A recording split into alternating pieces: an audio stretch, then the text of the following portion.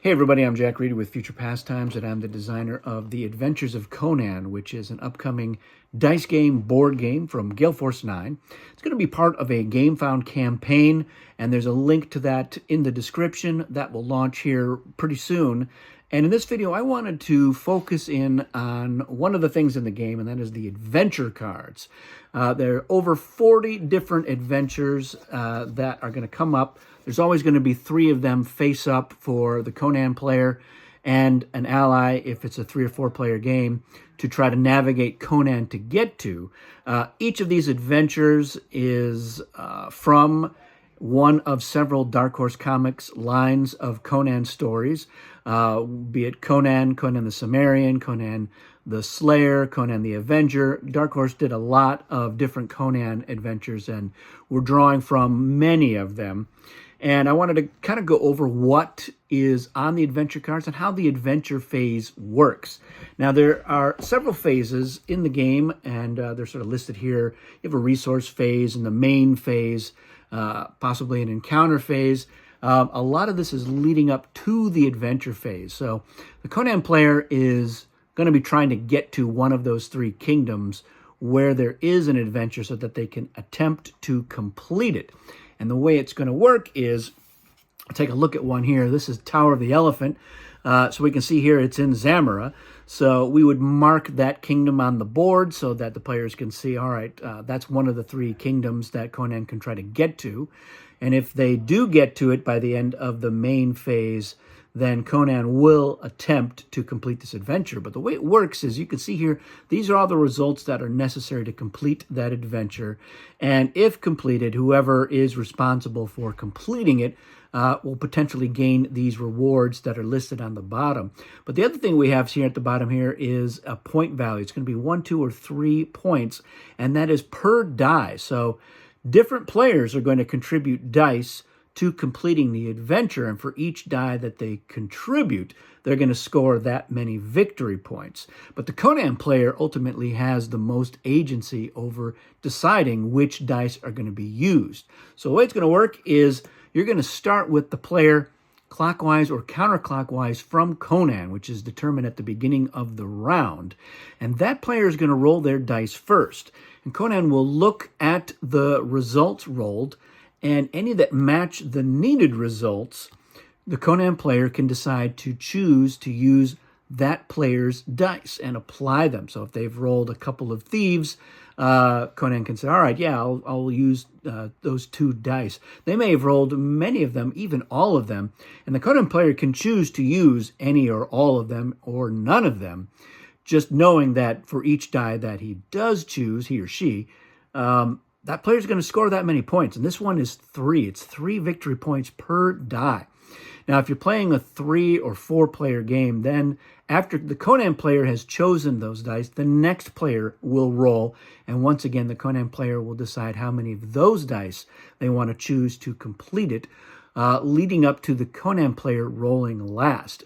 Now, the Conan player can choose to use nobody's dice and try to get all of the results themselves. But what happens is, if there are any results that are not applied, you're going to check in with each player in turn order to see which unchosen dice can be applied.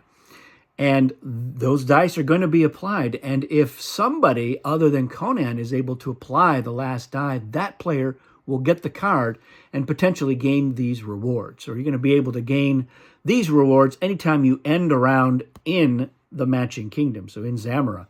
So Conan's going to be, if Conan's doing this adventure, Conan will be in this kingdom and would be able to use these rewards at the end of that round. The ally is always wherever Conan is, so that player also will be there.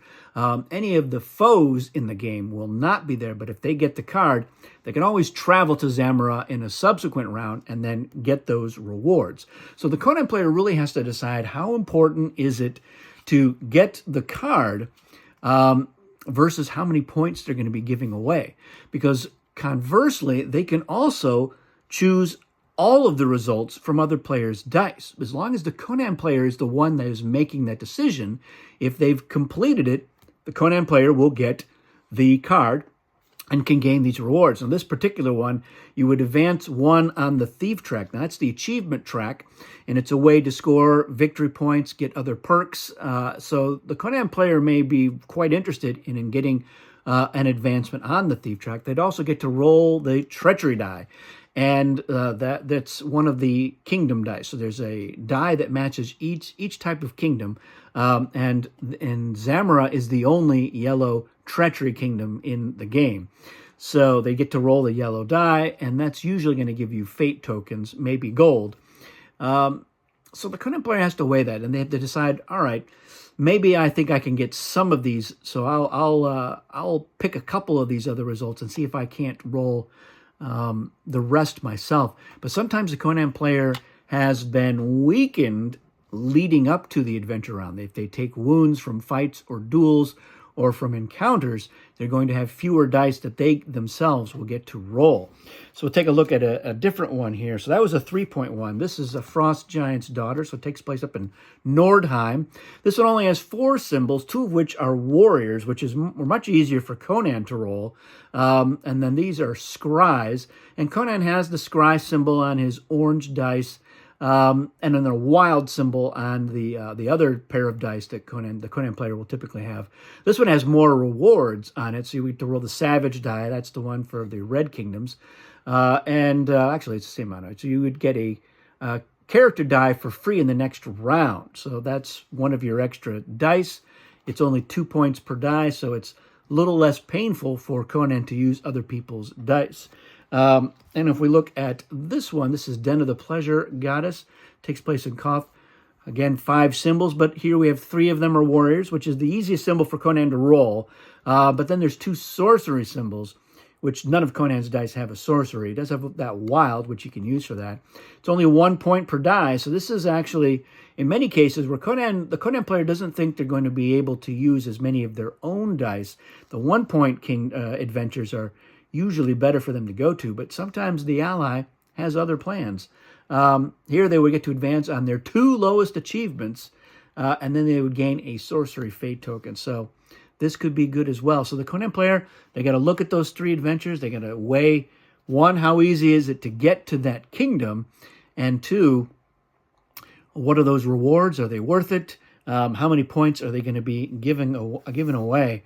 Another one here, we have the Hand of Nurgle. It's in Tehran, which is both a savage and a port kingdom. This one's got 5 symbols again. It's 2 points. There's a lot more on here. So you get 2 gold. You could move to any port, and then you gain a fate token matching that kingdom's attributes. So there could be a lot of good stuff here, especially when you take into account some of the activities that happen in the final phase of each round, which is the end of round phase.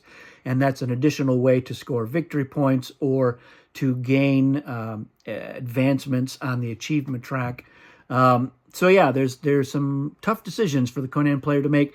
And when there is an ally in the game, they have to contend with the fact that the ally can move Conan as well. One other thing I will point out on these cards is that there's a little tiny symbol down here. So this one has a little moon symbol. Look at this one has a little star symbol.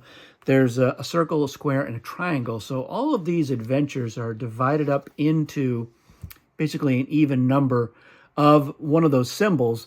And the rule book goes on to explain that here on page 6. There's a little box here to let you know, like moons, those are difficult adventures. They're difficult because there's usually more symbols, and there's usually more symbols that Conan has a harder time rolling. So you can kind of curate a game. You don't have to use all 40 plus adventures. You're not going to see that many adventures in a game. You'll probably get to complete between 3 and 6 adventures in the game before the end of the game is triggered.